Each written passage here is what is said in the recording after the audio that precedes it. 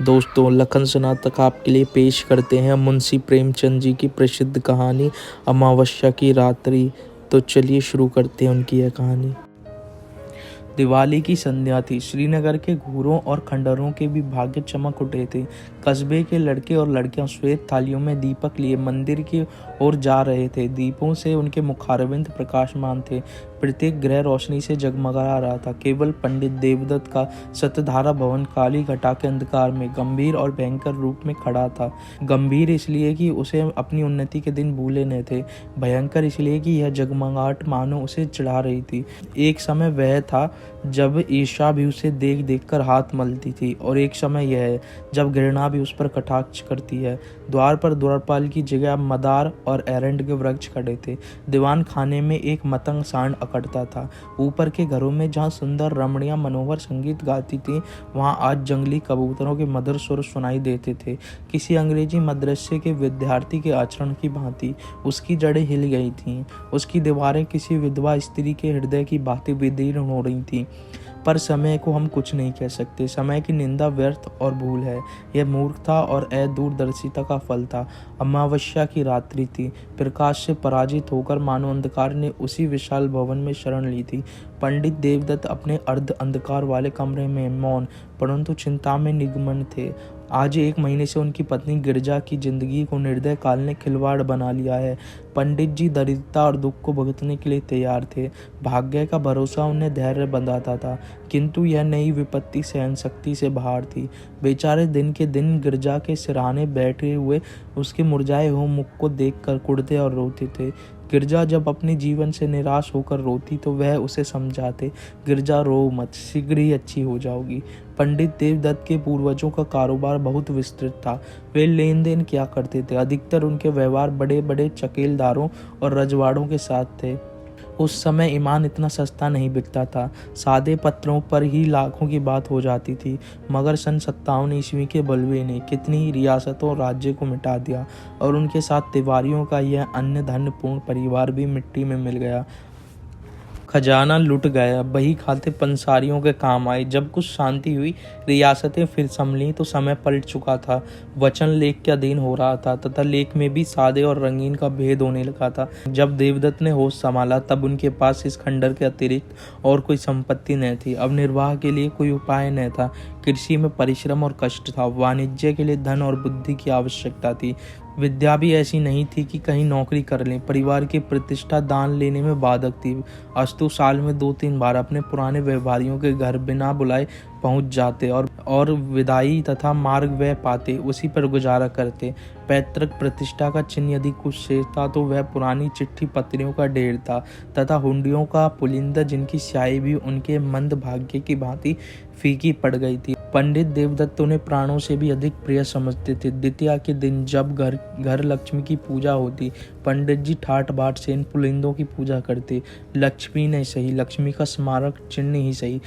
दूज का दिन पंडित जी के प्रतिष्ठा के श्रद्धा का दिन था। इसे चाहे विडंबना का हो चाहे मूर्ख, परंतु श्रीमान पंडित महाशय को उन पत्रों पर बड़ा अभिमान था। जब गांव में कोई विवाद छिड़ जाता तो यह सड़े गड़ले कागज की सेना ही बहुत काम कर जाती और प्रतिवादी शत्रु को हार माननी पड़ती। यदि 70 पीढ़ियों से अस्त्र की सूरत न देखने पर भी लोग क्षत्रिय होने का अभिमान करते, तो पंडित देवदत्त का उन लेखों पर अभिमान करना अनुचित नहीं कहा जा सकता जिसमें 70 लाख रुपए की रकम छिपी हुई थी। वही अमावस्या की रात्रि थी, किंतु दीपमालिका अपनी अल्प जीवनी समाप्त कर चुकी थी। चारों ओर जुआरियों के लिए शकुन की रात्रि थी, क्योंकि आज की हार साल भर की हार होती। लक्ष्मी के आगमन की धूम थी। कौड़ियों पर असरफियां लुट रही थी। भट्टियों में शराब के बदले पानी बिक रहा था। पंडित देवदत्त के अतिरिक्त कस्बे में कोई ऐसा मनुष्य नहीं था जो कि दूसरों की कमाई समेटने की धुन में न हो। आज भोर से ही गिरजा की अवस्था शोचनीय थी। विषम ज्वर उसे एक एक क्षण में मूर्छित कर रहा था। एकाएक उसने चौंक कर आंखें खोली और अत्यंत क्षीण स्वर में कहा, आज तो दिवाली है। देवदत्त ऐसा निराश हो रहा था कि गिरजा को चैतन्य देखकर भी उसे आनंद नहीं हुआ। बोला, हाँ, आज दिवाली है। गिरजा ने आंसू भरी दृष्टि से इधर उधर देखकर कहा, हमारे घर में क्या दीपक न जलेंगे? देवदत्त फूट फूट कर रोने लगा। गिरजा ने फिर उसी स्वर में कहा, देखो, आज बरस भर के दिन भी घर अंधेरा रह गया। मुझे उठा दो तो मैं भी घर में दिए जला दूं। ये बातें देवदत्त के हृदय में चुभ जाती थी। मनुष्य की अंतिम घड़ी लालसाओं और भावनाओं में व्यतीत होती है। इस नगर में लाला शंकरदास सच्चे प्रसिद्ध वैद्य थे। अपने प्राण संजीवन औषधालय में दवाओं के स्थान पर छापने का प्रेस रखे हुए थे। दवाइयाँ कम बनती थी, इश्तहार अधिक प्रकाशित होते थे। वे कहा करते कि बीमारी केवल रईसों का ढकोसला है और राजनीति अर्थशास्त्र के अनुसार इस विलास पदार्थ से जितना अधिक संभव हो टैक्स लेना चाहिए। यदि कोई निर्धन है तो हो, यदि कोई मरता है तो मरे, उसे क्या अधिकार है कि बीमार पड़े और मुफ्त में दवा कराए? भारतवर्ष की यह दशा अधिकतर मुफ्त दवा कराने से हुई है। इसने मनुष्य को असावधान और बलहीन बना दिया है। देवदत्त महीने भर नित्य उनके निकट दवा लेने आता था, परंतु वैद्य जी कभी उसकी ओर इतना ध्यान नहीं देते कि वे अपनी सोचनीय दशा प्रकट कर सकें। वैद्य जी के हृदय के कोमल भाग तक पहुंचने के लिए देवदत्त ने बहुत कुछ हाथ पैर चलाए। वह आंखों में आंसू भरे आता, किंतु वैद्य जी का हृदय ठोस था, उसमें कोमल भाव था ही नहीं। वही अमावस्या की डरावनी रात थी। गगन मंडल में तारे आधी रात के बीतने पर और भी अधिक प्रकाशित हो रहे थे, मानो श्रीनगर की बुझी हुई दिवाली पर कटाक्षयुक्त आनंद के साथ मुस्कुरा रहे थे। देवदत्त बेचैनी की दशा में गिरजा के सिरहाने से उठे और वैद्य जी की मकान की ओर चले। वे जानते थे कि लाला जी बिना फीस लिए कदापि नहीं आएंगे, किंतु हताश होने पर भी आशा पीछा नहीं छोड़ती। देवदत्त कदम आगे बढ़ाते हुए चले जाते। हकीम जी उस समय अपने रामबाण बिंदु का विज्ञापन लिखने में व्यस्त थे। उस विज्ञापन की भावप्रद भाषा तथा आकर्षण शक्ति देखकर कह ही नहीं सकते कि वे वेद शिरोमणि थे या सुलेखक विद्यावारिधि। आप उनके उर्दू विज्ञापन का साक्षात दर्शन कर लें। नाजरीन, आप जानते हैं कि मैं कौन हूँ। आपका जर्द चेहरा, आपके तने लागिर, आपका जरासी मेहनत में बेदम हो जाना, आपका लज्जात दुनिया में महरूम रहना, आपका खाना तरीकी, यह सब इस सवाल का नफ़ी में जवाब देते। सुनिए, मैं कौन हूँ? मैं वह शख्स हूँ जिसने इमराज इंसानी को पर्दे दुनिया से गायब कर देने का बीड़ा उठाया है, जिसने इश्तहारबाज जा फरोश गंदुम नुमा बने हुए हकीमों को बेखबर व बुन से खोदकर दुनिया को पाक कर देने का अजम विल जज्म कर लिया है। मैं वह हैरतंगेज इंसान जईफ उल बयान हूँ जो नासाद को दिलशाद, नामुराद को बामुराद, भगोड़े को दिलेर, गीदड़ को शेर बनाता है। और यह किसी जादू से नहीं, मंत्र से नहीं, वह मेरी इजाद करदा अमृत बिंदु के अदना करिश्मे हैं। अमृत बिंदु क्या है, इसे कुछ मैं ही जानता हूँ। महर्षि अगस्त ने धन्वंतरी के कानों में इसका नुस्खा बतलाया था। जिस वक्त आप वीपी पार्सल खोलेंगे, आप पर उसकी हकीकत रोशन हो जाएगी। यह आबे हयात है, यह मर्दानगी का जौहर, फरजानगी का अक्सीर, अकल का मुरब्बा और जेहन का शकील है।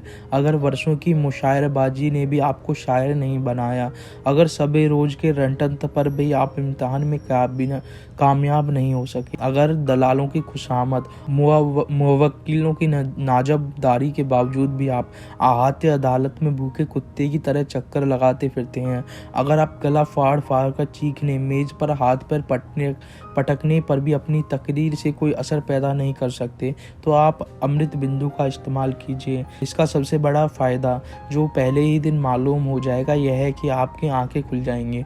आप फिर कभी इश्तहारबाज हकीमों के दाम फरेब में न फंसेंगे। वैद्य जी इस विज्ञापन को समाप्त कर उच्च स्वर से पढ़ रहे थे। उनके नेत्रों में उचित अभिमान और आशा झलक रही थी। इतने में देवदत्त ने बाहर से आवाज़ दी। वैद्य जी बहुत खुश है। रात के समय उनकी फीस दुगनी थी। लालटेन लिए बाहर निकले तो देवदत्त रोता हुआ उनके पैरों में लिपट गया। बोला, वैद्य जी, इस समय मुझ पर दया कीजिए। गिरजा अब कोई शायद की पाहुनी है, अब आप ही उसे बचा सकते हैं। यहाँ तो मेरे भाग्य में जो लिखा है वही होगा, किंतु इस समय तनिक चलकर आप देख लें तो मेरे दिल का धाम मिट जाएगा, मुझे धैर्य हो जाएगा। उसके लिए मुझसे जो कुछ हो सकता था मैंने किया। परमात्मा जानता था कि मैं इस योग्य नहीं हूँ कि आपकी वो सेवा कर सकूँ, किंतु जब तक जीऊँगा आपका यश गाऊँगा, आपके इशारों का गुलाम बना रहूँगा।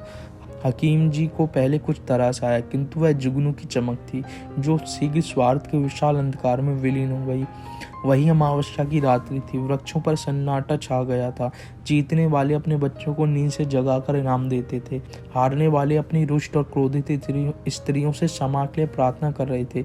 इतने में घंटे के लगातार शब्द वायु और अंधकार को चीरते हुए कान में आने लगे। उनकी सुहावनी ध्वनि इस निस्तब्ध अवस्था में अत्यंत भली प्रतीत होती थी। यह शब्द समीप हो गए और अंत में पंडित देवदत्त के समीप आकर उस खंडहर में डूब गए। पंडित जी उस समय निराशा के अथाह समुद्र में गोते खा रहे थे। शोक में इस योग्य भी नहीं थे कि प्राणों से भी अधिक प्यारी गिरजा का दवा दर्पण कर सके।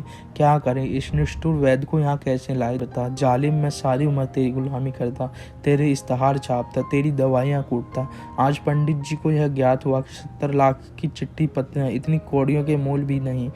पैतृक प्रतिष्ठा का अहंकार अब आंखों से दूर हो गया है। उन्होंने इस मखमली थैले को संदूक से बाहर निकाला और उन चिट्ठी पत्रियों को, जो बाप दादाओं की कमाई का शेषांश थी और प्रतिष्ठा की भांति जिनकी रक्षा की जाती थी, एक एक करके दिया को अर्पण करने लगे। जिस तरह सुख और आनंद से पालित शरीर चिता की भेंट हो जाता है, उसी प्रकार यह कागजी पुतलियां भी उस प्रज्वलित दिया के धधकते हुए मुख का ग्रास बनती थी। इतने में किसी ने बाहर से पंडित जी को पुकारा। उन्होंने चौंक कर सिर उठाया। वे नींद से अंधेरे में टटोलते हुए दरवाजे तक आए। देखा कि कई आदमी हाथ में मशाल लिए हुए खड़े हैं और एक हाथी अपने सूंड से उन एरंड के वृक्षों को उखाड़ रहा है जो द्वार पर द्वारपालों की भांति खड़े थे। हाथी पर एक सुंदर युवक बैठा है जिसके शरीर पर केसरिया रंग की रेशमी पाग है। माथे पर अर्धचंद्राकार चंदन भाले की तरह तनी हुई नोकदार मूछें, मुखारबिंद से प्रभाव और प्रकाश टपकता हुआ कोई सरदार मालूम पड़ता था।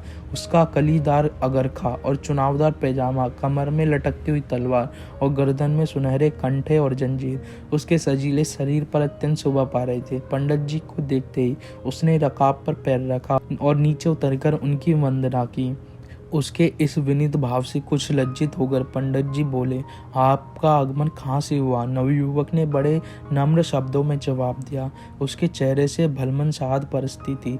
मैं आपका पुराना सेवक हूँ। दास का घर राजनगर है, मैं वहाँ का जागीरदार हूँ।